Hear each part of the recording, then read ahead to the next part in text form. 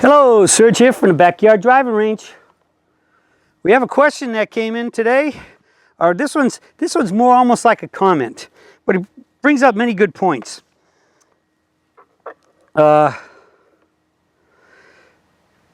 Submitted by Charles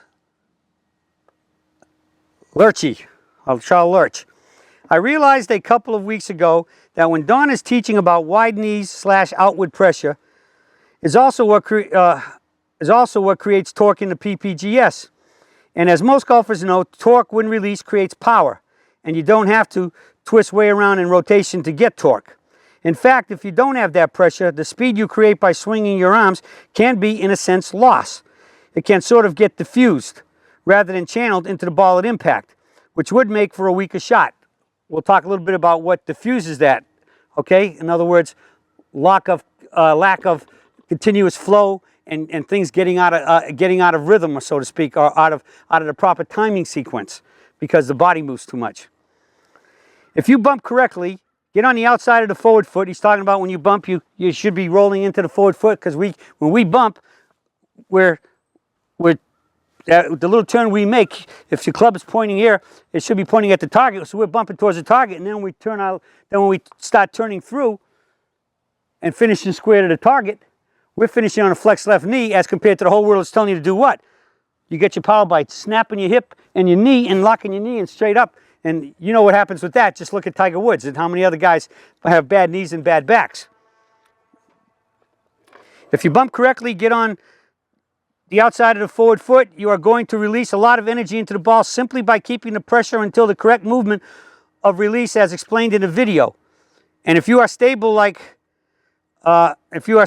this, you don't have to be afraid to swing pretty hard. So what he's talking about there is the timing sequence, and when he mentions that keeping the pressure until the correct moment. The big difference between us, basically, and almost the rest of the world in golf right now is that we are behind the ball at impact. All right? If you turn properly, you're starting with your nose looking at the ball, aimed at the ball. We turn, and with a limited turn, you should be able to just about keep your nose perfectly there. If the problem with two turn, if you turn your shoulders too much, your head's riding your shoulders, it's going to end up moving backwards and moved off the ball. We want to be looking straight at that ball, because if we can see that ball all the way and it never moves at all, we're staying quite stable.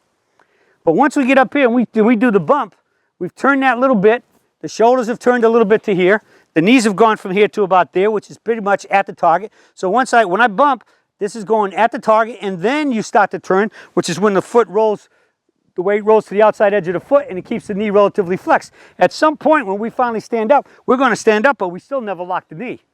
The whole world today just wants you to get up here. They want you to take a huge turn, and then you got to just snap your left side. And when you turn your whole left side and start locking and straightening your leg up, what does it do? It pulls you ahead of the ball, and they want you to hit here, and they want you to have your divot starting in front of the ball all the time.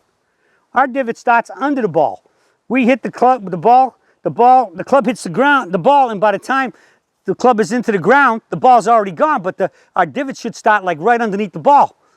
And they should be very shallow divots. I like the thought, thin to win is the best miss you can have. But our divots should only tear the grass out of the ground. That's why people hate hitting off the mat. I love hitting off the mat. I want to feel that club hitting just right and ricochets off the mat. That's why I have no problem hitting ball off a hard pan. And that's a good way to practice, to learn how to hit it. But mats are great. So we're the only people behind. Now, there's a lot of talk about Jordan Speith that I've talked about him in the past too. Jordan, he says his teacher wants him to stay behind the ball, but he's not behind the ball. If you get him a face on and you lock in right here, you're going to see that at address, his ear will be pretty much at the ball. But you watch him at the top, when he gets up to the top of the backswing, his driver swings a little bit long, his ear is drifted a little bit in front of the ball, and by the time he hits the ball, it might be all the way in. At one time, it was just barely inside the ear. Now he's all the way in, getting very close to his eye. That's why you see him in pictures at impact, this arm is bowed. Lee Westwood's like that, because they both move a little forward. But they don't move it to the degree anywhere near what the people who are trying to snap their knees and hit down. But when one is thinking that and believing that they're trying to be behind the ball at impact and they're not, that's where the problems come in, where Jordan's been having a lot of problems with a few chunkies now and then and hitting a lot of thin shots. And his long game ball striking has definitely been giving him a little bit of a problem. But he's still playing pretty darn good. But I mean, he's probably now about one of the best putters that ever lived. And that's what holds him in. But the point is, you got to arrive alive to be able to still shoot good scores. Arrive alive on the green, that is, in putts, in a shot that you can make, you have more birdie putts and for putts to make birdies and pars. You don't want to be having a one putt for bogeys. Okay, so this is a good statement and a good observation. That's what we call the bump, the lateral left shift. We turn a little bit, we're parallel, we turn to here, we shift to there, and then it turns around like that, and we come up and finish. The club should be at the target. So we're just like skipping those rocks on a lake. You don't skip a rock on a lake by doing that, because you just throw the rock straight in the water. No skip. Poof, right to the bottom. You got to be behind and throw. Just like all the pitchers get there. The quarterbacks get back and they throw. Tennis players, they throw the ball up, they go like this, and they go to the ball. They're not doing it from in front of the ball. But most golfers today are playing, and by the time they get their impact, they're in front of the ball, and they want the divot over there. Well, that's how you get the leg problems, the knee problems, the ball striking problems, the inconsistencies, and realistically, you got to stop muscling it, because you're out of sequence, you're out of position, you're ahead of the ball trying to punch somebody like this. We want to get back and punch, just like you skip a rock. Good observations, good comments. Peak Performance way is the best way, the right way, and the body-friendly way. Gives you the best results. That's it for the search for today, and I'll be speaking with you all again soon.